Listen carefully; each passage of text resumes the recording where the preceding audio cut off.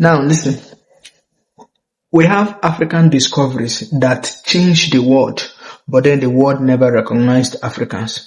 So especially for Nigeria, we will not say we import everything. We don't actually invent things by ourselves. Even the few people who they struggle, may they like invent one or two, they know they really get that support. So we think Africa is just kind of completely dependent. No, it wasn't like that.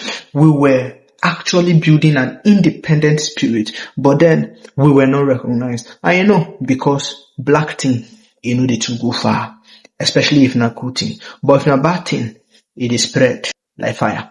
So I'll be mentioning great discoveries. We go shock you. You go feel say, these things were European discoveries. No. Some of them are even from this Nigeria where she say we know they invent anything.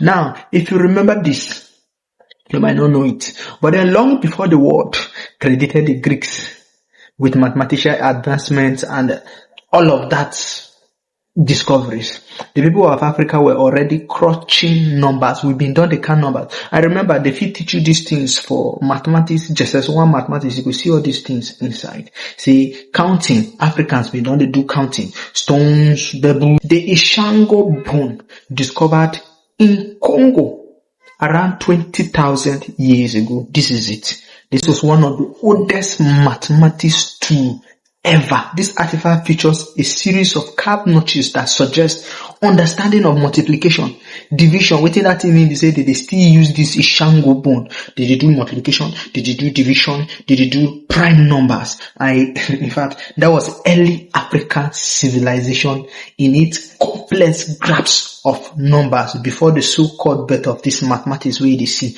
in the Mesopotamian, Greece and all of that.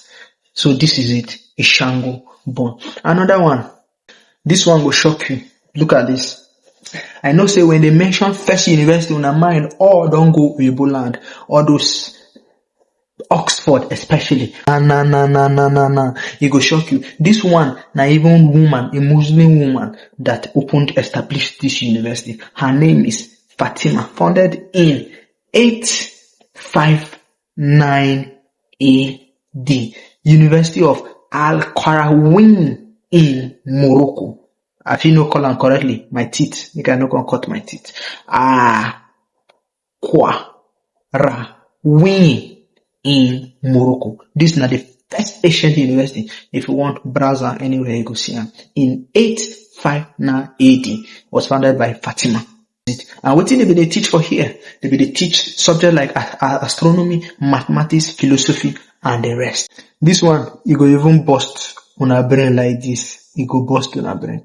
Now, long before medicine even came into existence, people been fall sick and still they been heal people.